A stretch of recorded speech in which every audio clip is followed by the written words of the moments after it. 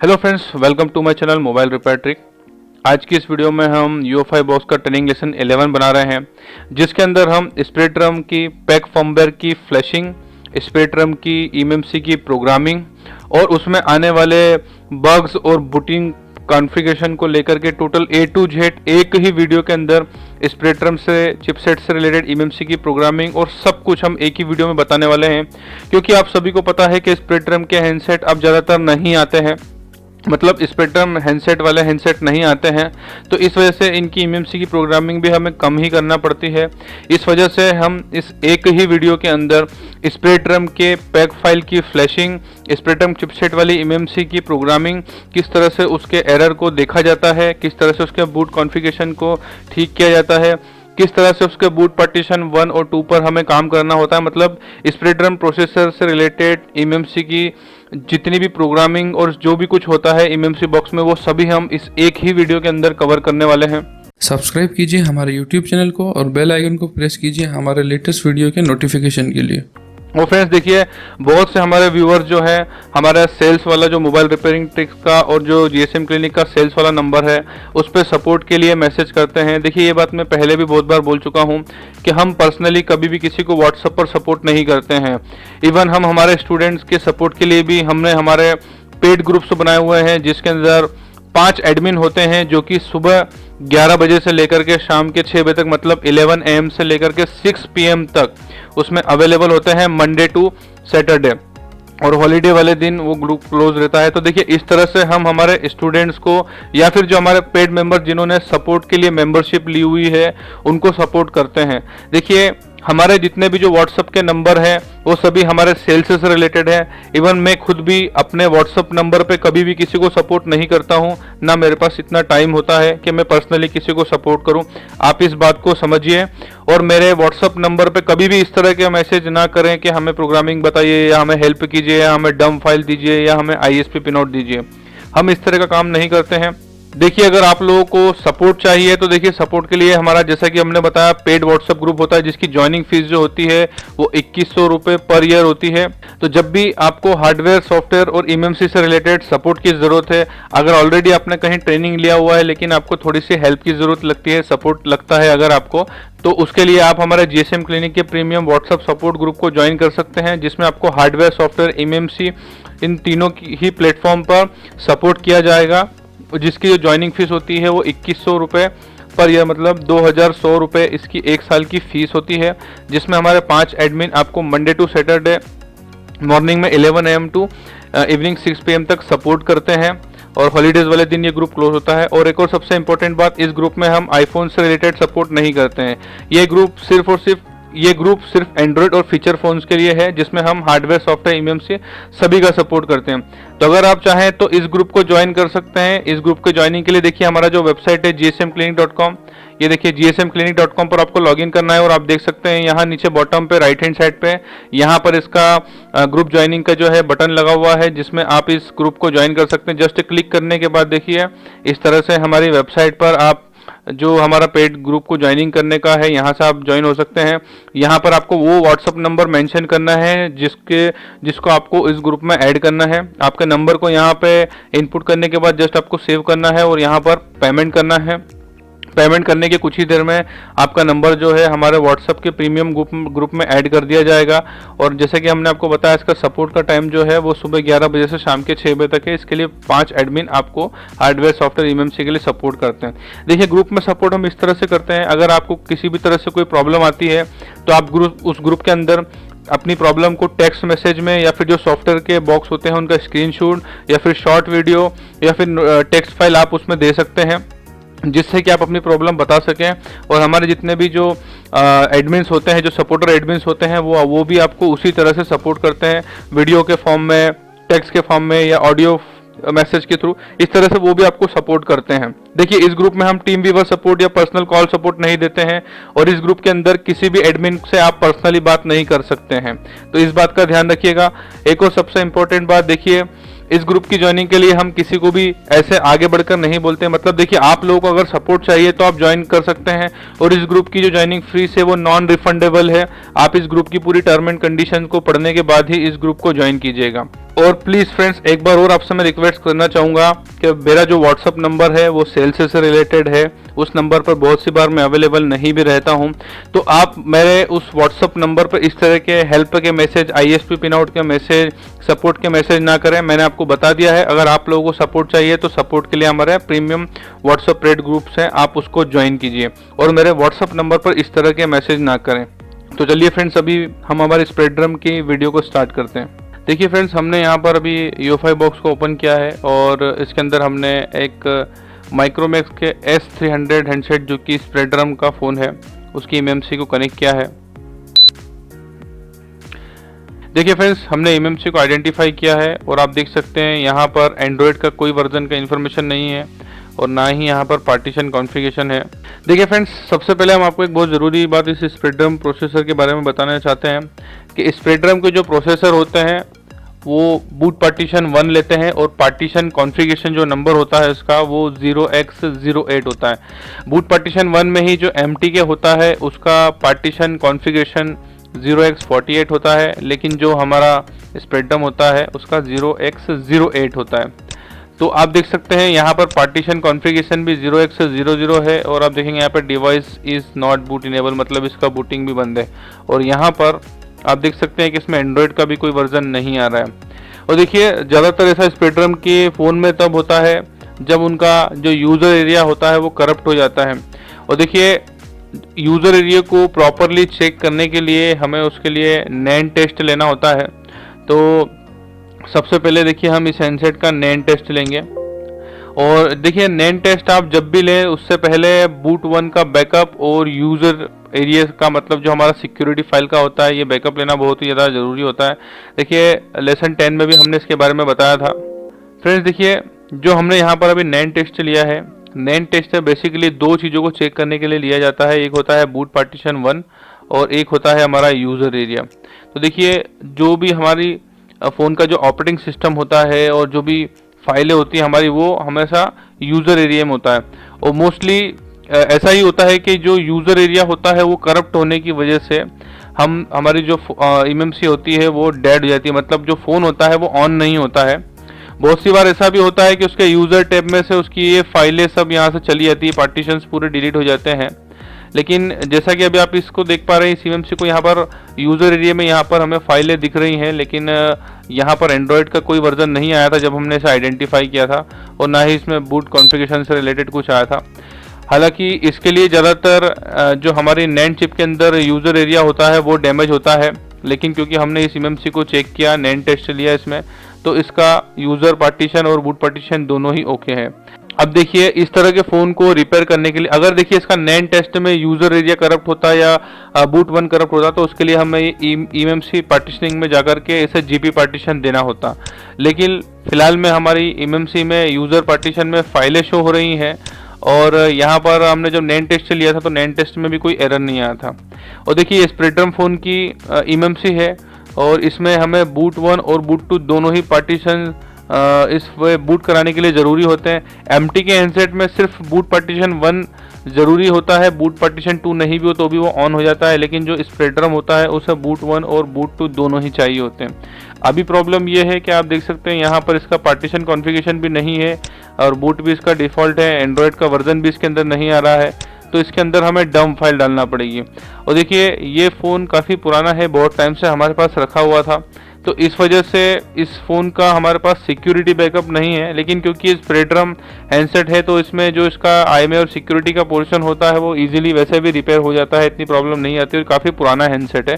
वो तो हमने आपको एक ट्रेनिंग पर्पज़ के हिसाब से इसे ढूंढ करके निकाला ताकि हम इसके ऊपर भी, स्प्रेड ड्रम के ऊपर भी प्रैक्टिकल और प्रोग्रामिंग आपको बता सके। देखिए, स्प्रेड ड्रम वैसे आप हैंडसेट आते नहीं है, पर फिर भी इस ट्रेनिंग लेसन में कम से कम स्प्रेड ड्रम का एक लेसन लेना तो बहुत ही ज़रूरी होगा, क्योंकि स्प्रेड ड्रम के अंदर जो फाइल का एक्सटेंशन होता है वो PAC होता है, मतलब पैक फाइल होता है। और आप अगर इसके स्प्रेड ड्रम के टैब में जाएंगे तो वहाँ पर आपको PAC का ऑप्शन नहीं दिखेगा। इस वजह से हम इस एक ही वीडियो के अंदर स्प्रेड ड्रम की प्रोग्रामिंग और फ्लैशिंग दोनों ही आपको बता देंगे। अब देखिए, सबसे पहले फ्रेंड्स हमें इस MMC को रिकवर करने के लिए हमें इसके ऊपर सबसे पहले डंप को राइट करना होगा। तो सबसे पहले हम इसके ऊपर डंप फाइल को राइट करने वाले हैं और देखिए डंप फाइल को ड्रैग एंड ड्रॉप करेंगे। आप देख सकते हैं यहाँ पर हमारा 128 MB का डंप पड़ा हुआ है हम सबसे पहले इसका ext csd फाइल को लेंगे और ड्रैग करके जो है हम इसे ext के टैब पर रखेंगे।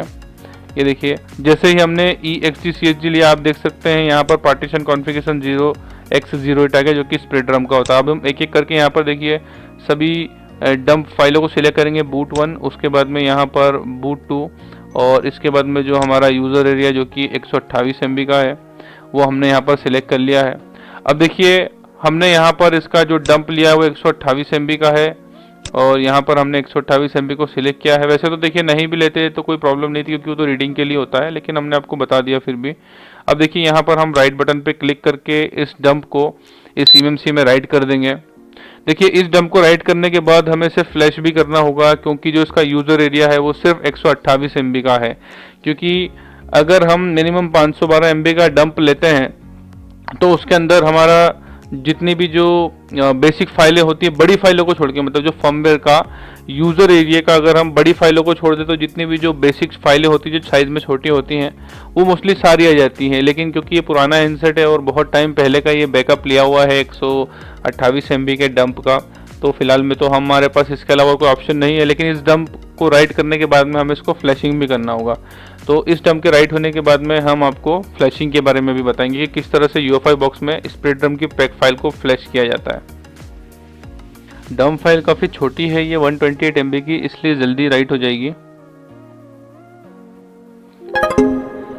देखिए फ्रेंड्स, ये डंप राइट हो चुकी है। एक बार हम इसे आइडेंटिफाई करेंगे।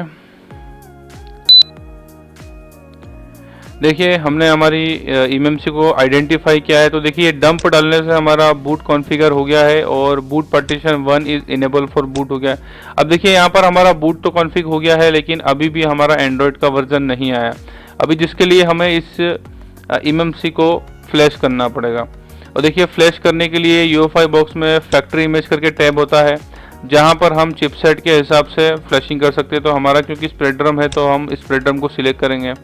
अब देखिए यहाँ पर एक सबसे बड़ी समस्या होती है कि जो हमारा स्प्रेड ड्रम का फर्मवेयर का एक्सटेंशन होता है वो पैक फॉर्मेट में होता है। यहाँ पर आप देखेंगे तो BMAG config फाइल लेता है। तो अब देखिए इसको हम किस तरह से करेंगे। उसके लिए हमें जो स्प्रेड ड्रम का टूल होता है, flash tool, research download tool, उसे ओपन करना पड़ेगा।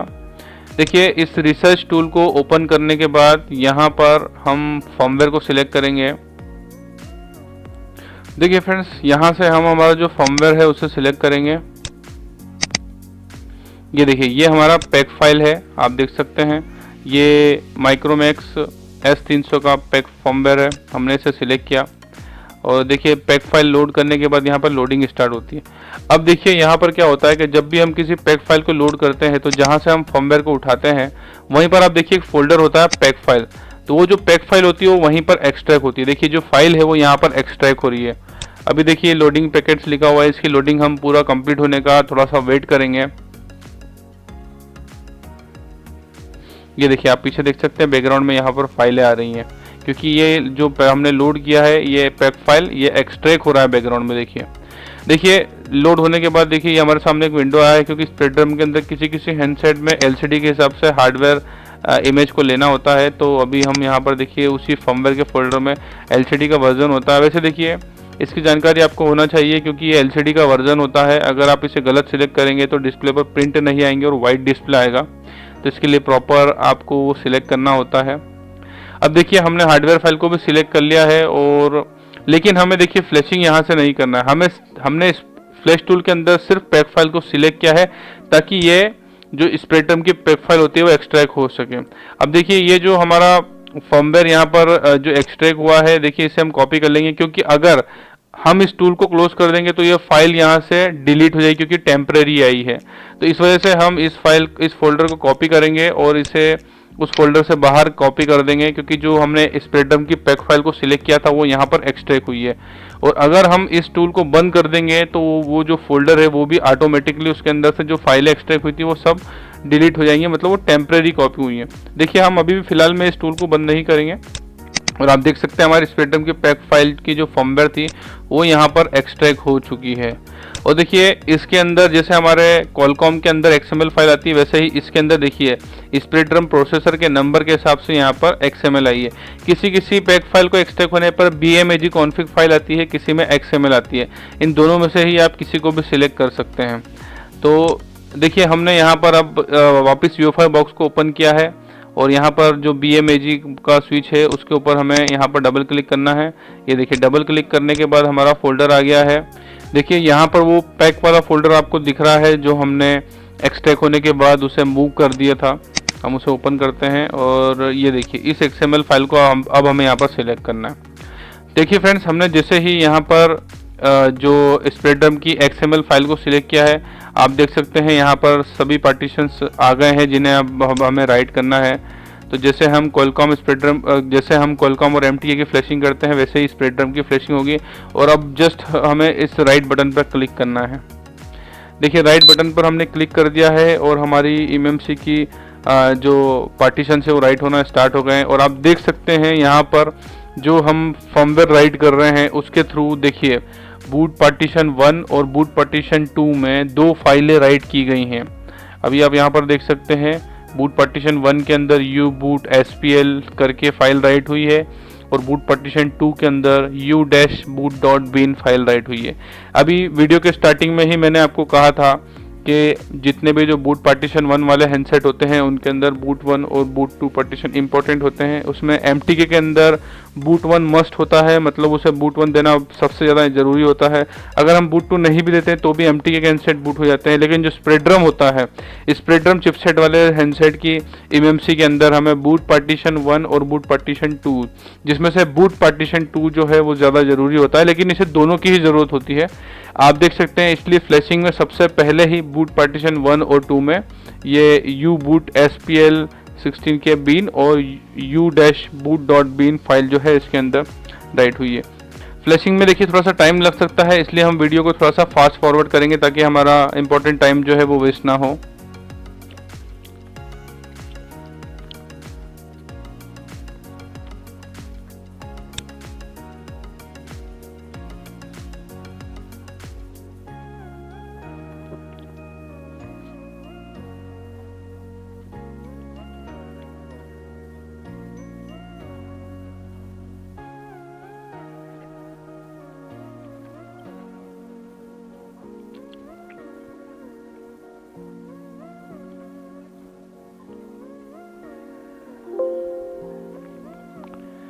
देखिए फ्रेंड्स, हमारी जो पैक फर्मवेयर थी वो इस MMC पर राइट हो चुकी है और एक बार अब हम इसे आइडेंटिफाई करेंगे।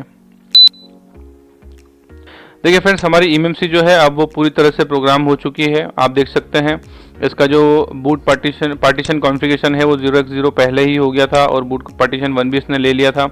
और अब आप देख सकते हैं यहाँ पर एंड्रॉयड का वर्जन भी जो है इसमें आ चुका है और अब हमारी MMC पूरी तरह से प्रोग्राम है। अब हम इसे फ़ोन में लगा सकते हैं।